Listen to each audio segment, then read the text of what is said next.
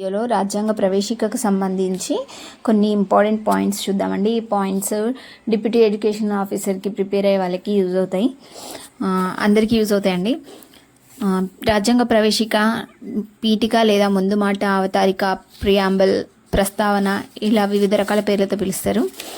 ఇది ప్రవేశిక అనేది భారత ప్రజలమైన మేము అనే పదంతో స్టార్ట్ అవుతుందండి. దీన్ని 1946 డిసెంబర్ 13న నెహ్రూ లక్ష్యాలు ఆశయాల తీర్మానం ఆధారంగా ఈ ప్రవేశికను రూపొందించారు. ఈ ప్రవేశిక అనే భావనని మనం అమెరికా రాజ్యాంగం నుండి తీసుకోవడం జరిగింది. 1949 నవంబర్ 26న రాజ్యాంగం ఆమోదం పొందింది. ఆమోద ముద్ర వేసింది డాక్టర్ బాబు రాజేంద్ర ప్రసాద్ గారు. భారత రాజ్యాంగం 1950 జనవరి 26 నుండి అమల్లోకి వచ్చిందండి. దీనికి కారణం సంపూర్ణ స్వరాజ్ తీర్మానం. 1929 డిసెంబర్ 31న లాహోర్లో జరిగిన ఐఎన్సీ మీటింగ్లో నెహ్రూ గారు ప్రవేశపెట్టారు. ఏంటంటే జనవరి 26, 1930లో సంపూర్ణ స్వరాజ్ తీర్మానం అమల్లోనికి వచ్చింది. భారత రాజ్యాంగ రచనకి 2 సంవత్సరాల 11 నెలల 18 రోజుల సమయం పట్టింది. రాజ్యాంగ రచనకు అయిన ఖర్చు 64 లక్షల రూపాయలు. రాజ్యాంగ రచనకు మొత్తం 11 సమావేశాలు ఏర్పాటు చేయబడ్డాయి. చివరి సమావేశం 24/1/1950లో జరిగింది. ఈ చివరి సమావేశానికి 284 మంది సభ్యులు హాజరయ్యారు. ఈరోజు అధ్యక్షుడిగా బాబు రాజేంద్ర ప్రసాద్ను ఎన్నుకుంది. రాజేంద్ర ప్రసాద్ని రాష్ట్రపతిగా ప్రపోజ్ చేసిన వాళ్ళు జవహర్లాల్ నెహ్రూ అండ్ వల్లభాయ్ పటేల్ గారు.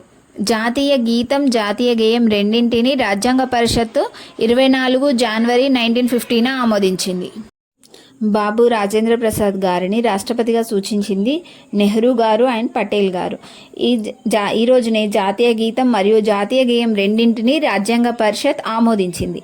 రాజ్యాంగ పరిషత్తు మొత్తం 11 సార్లు సమావేశమైంది. అంటే 165 రోజుల పాటు సమావేశం జరిగింది. 60 దేశాల రాజ్యాంగాలను అధ్యయనం చేసింది.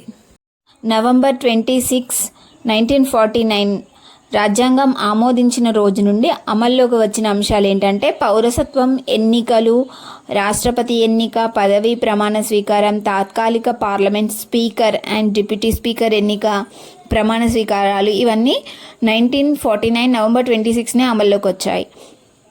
మిగిలిన అంశాలన్నీ జనవరి 26, 1950 నుండి అమల్లోనికి వచ్చాయి. ముఖ్యమైన విషయం ఏంటంటే రాజ్యాంగ ప్రవేశికకు చట్టబద్ధత లేదు, న్యాయబద్ధత లేదు. న్యాయస్థానాల ద్వారా దీన్ని అమలు చేసుకోలేము. రాజ్యాంగ ప్రవేశికకు సంబంధించిన కేసులు.